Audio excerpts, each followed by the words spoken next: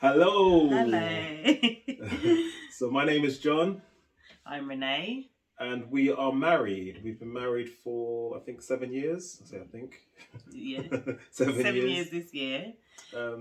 My profession is I'm an accountant. Yeah, and I am a housewife. So how did we meet?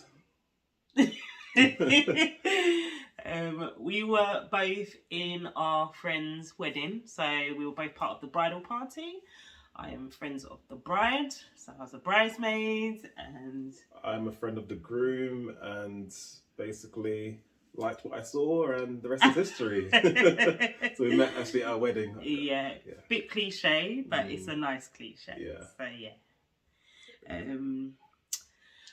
How does it feel to own our own home? It feels amazing. Like our journey's been quite a long journey. Not to make it too long of a story, but we were saving for almost 2 years. Yeah. We moved back in with my mother to save. COVID happened. We had a baby during that. We had a miscarriage. Then we had a baby during that period, and then last year we were fortunate to then have our home. So through head down focus and being very rigorous with regards to what we could spend and what we couldn't spend. Yeah. 2 years later, we were able to save more than enough to not only get our home, but also do everything in our house as well. So it was a really nice move, to be fair. It's a great sense of achievement, isn't it? Oh, amazing sense of achievement. Miles, this is real adulting. Indeed. It's important for you to own this. Okay, yeah. So the importance of us owning our own sense of identity.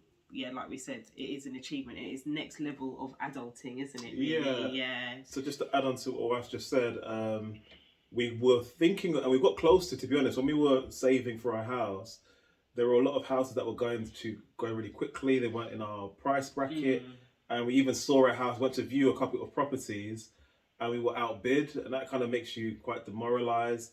And we started to think, oh, you know what? Should we actually go out and rent as opposed to actually buying? Because when you stay in your mother's house for a period of time, she's a wonderful woman, but there gets to a point when you think we need our own space. We're a growing family. There's 5 of us together, all together. So it's me and my wife. We've got 3 children. Yeah. So and my mom's got a 3-bedroom house. That was very tight, basically. We say, don't we? If you want to test the strength of your marriage, move in with your in-laws. Indeed, very true. Yeah. But we didn't want to rent. We were close to just thinking about the idea of renting, but the idea of holding on to that vision and that plan and the focus of we want to own our own home, and it's been an amazing achievement. It sometimes feels a bit surreal when we walk through the house, kind of thing. Everyone that's been to our house always says how nice we've done it, and they're always inspired by that. So it's really good to hear. Yeah, and it's our children are living legacies. Yeah. So it's nice to be able to have something to leave for them to continue. Yeah, exactly that. Exactly that. Yeah. And yeah, John's touched on the sacrifices we've had to make. I mean, we really had to cut back, didn't we? I'm just reading the question. Is what did we have to sacrifice? I'm an accountant by trade. That's my profession, and I'll be honest with you, I nothing but spreadsheets. So I'm sure my wife will say she was spreadsheet out. To be fair, so I like to plan for over a year. So I try and foresee where we are financially today and pre-plan from here to a year. So if everything stays as it is, where are we from a year from now? Yeah. With that said, sacrifice that we had to make. We weren't going out as often as we used to. We stopped our Cineworlds. We stopped going out as often as we used to with friends. Now, to be fair, COVID was indirectly a good thing in a weird way. Obviously, horrible, obviously, that people died. But from a saving perspective, people didn't just die. No, but I mean, people were put. But from a saving perspective, we were fortunate to still have our jobs at the time. Yeah. So it allowed us to save a bit more, to be honest. Yeah. So when we were going through it, I was actually working as a welfare officer at a secondary school. So we both still was able to, and we saved on petrol because we both had to do commute driving, because also school run, nursery run, all of that stuff. So yeah, it did definitely saved a lot more money, buying lunches and all that stuff. All that stuff, yeah. Yeah, so it did make a big difference. It was, looking back, it was a short-term sacrifice for the long-term gain. Yeah. But in the moment, it didn't feel like that. Yeah, it's very true. But yeah, and I think for my stance, it was, I'm often responsible for, when it comes to like the food shopping and stuff like that. So it's all looking at, do we really need that? Will this last us? Trying to look at, the most frugal way to do this spending. What does owning your own home mean to you? It means a lot of, actually. It means, wife touched on it before, there's a bit of legacy there. It was showing our children that nothing comes overnight. So we were renting before, then we moved into my mum's place. I said to my mum, can we stay here for a year? COVID happened, and obviously that dragged us basically another year on, to be fair. So for me, I really take a lot of encouragement knowing that our kids, especially our oldest, she's 11 now, but she would have been 9, give or take, around that time. And she's seen us do the journey of just saving. Obviously, every now and again we have a little bickering moments here and there, but it's all part of the process. So meaning owning our own home, I think it means everything. It's very important to us. I mean, everybody has their, individual purpose or reason, rather, for wanting to own their own home. Now, pre-married days, owning my own home was not a thing I even thought about. I didn't even bat an eyelid at that. I moved out at a very young age, so I was already in my own living situation. So I'd already lived independently, and to me that was an achievement in itself.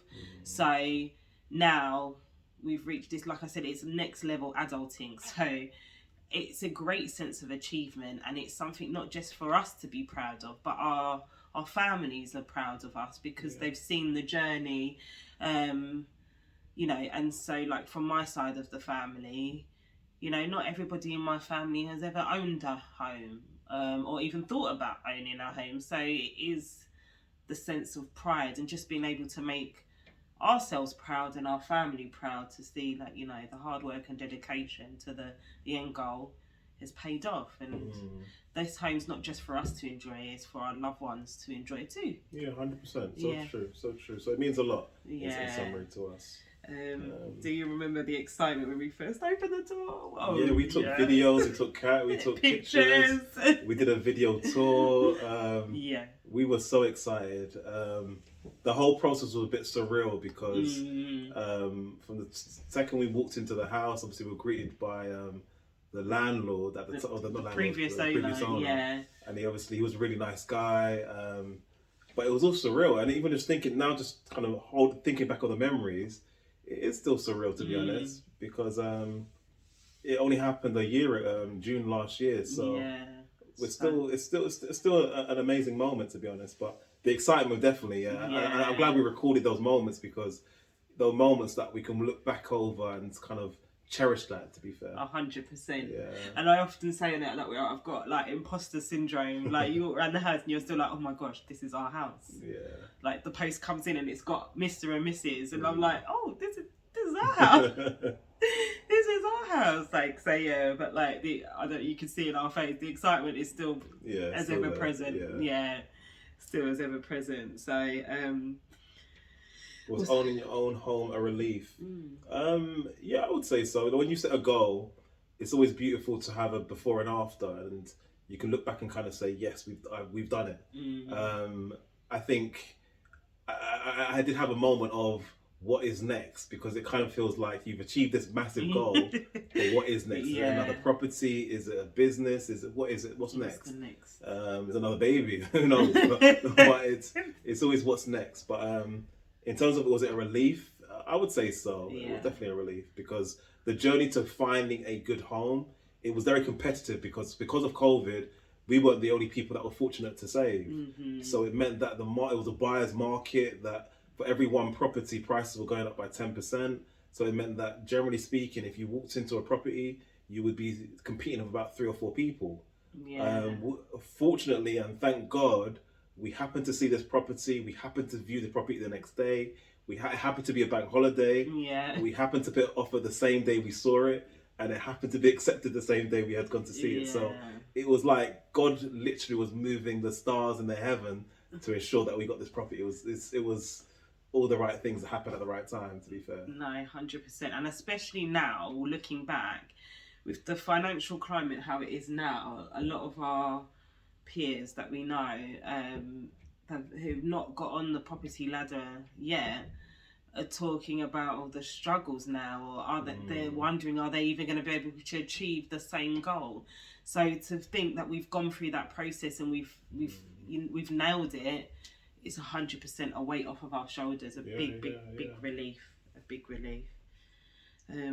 Why does it matter to own our own home? I think again we've touched up on it slightly. Why does it matter? It's a lot of different things. It's part of our investment for our life. We want to be able to pass it down to our children. And to be honest, I want us to have more than one home. I want us to have a holiday home in another country. I want us to have a few homes where we're renting out and earning residual income from those properties. Yeah. It's an asset and it's a home. It's 2 in 1, to be fair. So as we grow into this household and install the right values into our children, I want our children to then continue our legacy when we do go on when they have their own kids. To be fair, so why does it matter? For me personally, I think it's very much about ownership. It's always been about ownership, a sense of accomplishment.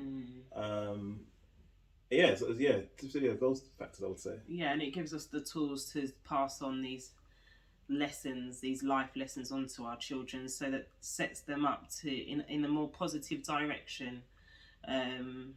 Maybe so that they might not make as many mistakes, or they'll have that knowledge on certain areas because we would have exposed them to it, and they're living it as well at the same time. Any advice for first-time buyers? My advice would be get a piece of paper and a pen. I would say Excel because I like Excel because I'm an accountant. But I would say get a spreadsheet out and plan. Get all your incoming, put it in.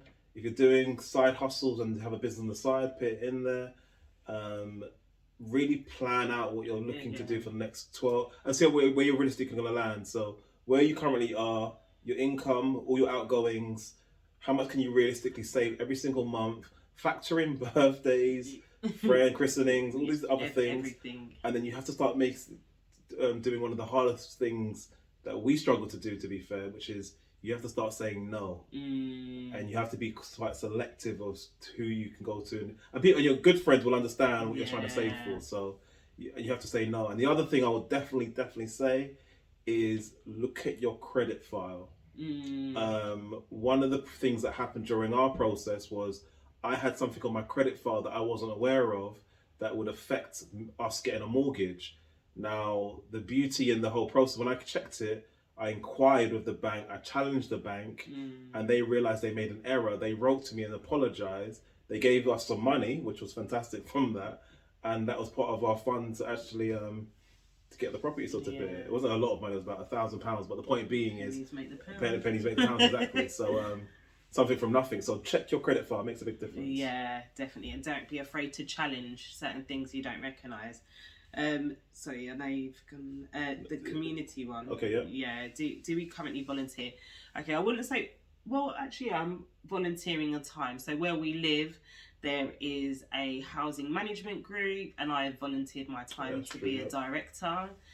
I haven't got into it yet because our first meeting is coming up. Well, the first meeting I'll be a part of is coming up soon, but we're not volunteering in anything else, but we're definitely integrating into the community. So we're fortunate that the area we live in is it's got a village vibe, isn't it? Yeah. So when you go out and about, you'll see familiar faces, and you get to know, and then from the school runs, so we're definitely getting integrated into the community, which hopefully will open up opportunities to volunteer in certain areas. I mean, we've got the Salvation Army up the road, Yeah, and true, very true. lots of charity shops around here that are always in search of volunteers. But yeah, we're definitely getting our feet under the community table. Yeah, very true. Yeah.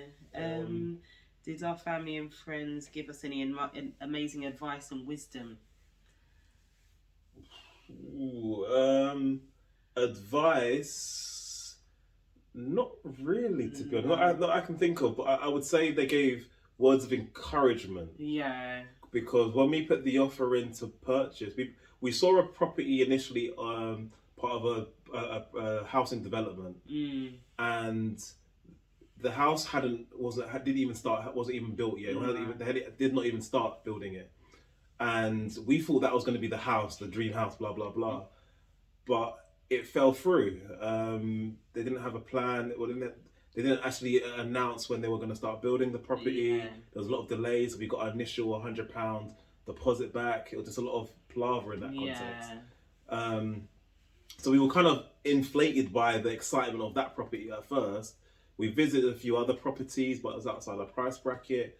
When we saw the prices, that the house that were in our price bracket, they weren't quite all the tick boxes. Either I liked it, my wife didn't, or she liked it, I didn't. We weren't on the same page.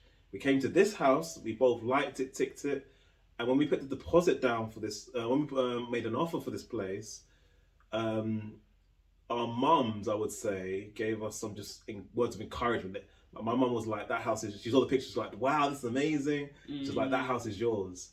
And I think having encouraging words just from a family member, it's important just to hear those kind of, when you're kind of thinking, we may not get it, let's not get our hopes up. Just hearing encouraging words just kind of really helped. I mean, and then unbeknownst to you, my mum had said the same thing, sharing when I shared the pictures and images for our home. But we're blessed that they'd always been our cheerleaders. I mean, both your mum and dad have been cheerleaders through the process. Your dad gave us a few, guidances when we were going through the process of completing. He was definitely giving us pointers and stuff of things to look out for and guidance on how to navigate through certain things. But from beginning to end, maybe not necessarily you should do it like this, you should do it like that. They literally just were supportive and our cheerleaders through the process. Really. True. And I guess there were some words of wisdom in terms of when you're coming to get your electricity bill, your electricity suppliers, they kind of gave advice in terms of who's good. Don't always go for the cheap suppliers. If you run into problems, they want them to help you. So they kind of gave advice from that perspective once we had purchased the house. Definitely. And the last question is, any regrets? Honestly, from me, no. I couldn't have planned this, and it could have gone as well as it has gone, to be fair. As I said before, it felt like God was literally moving the stars in heaven to provide us with the house what we dreamed of. Because a few years before we even had the idea, me and my wife started to send images on Rightmove of what houses we liked, and that was to ensure that we were both on the same page. In addition to that, we wrote down about 5 years ago what our dream house would be. It would have this many bedrooms, it would have this kind of carpool, it would have all these little things on it. And lo and behold, we're living in it now. So boxes, ticks, and more, really. And even from my part, no regrets. Everything we've learned so much. And because our buying process was quicker than normal, we learned a lot in a short space of time. We completed within 4 weeks, which is unheard of, to be honest. So we just beat the stamp duty. That's again, literally. Like I said, like God was moving things, and like literally on the date the stamp duty ended, which was the 30th of June. That's what we completed. So otherwise, we would have had to fork out quite a large amount of money, to be fair. So no regrets. No regrets at all. Yeah. But thank you so much for being with us. You missed one. What's that? Sorry, we missed one. Oh, what's that? You log into Sky. Do we look? No, we don't have Sky. Sky? No, we don't. We're not big TV watchers here. We're big streamers, aren't we? So at the moment, I won't lie. We're trying to save funds now, moving into the house. I mean, an account and whatnot. So we have a lot of Netflix. We have Disney. We have those packages, but we haven't got Sky. Cause I don't want to have to pay. We don't want to have to pay for TV license. That's the truth. Cutting corners wherever we can. But we are we are planning to get a TV license, and we are planning to maybe get Sky, but we just have to think about it a bit later on down the pathway, to be fair. But it's not a massive priority right now. It's a want but not a need. Yeah, exactly. Yeah. Well, thank you so much for much listening to us. Take care. Thanks. See, Bye-bye. bye.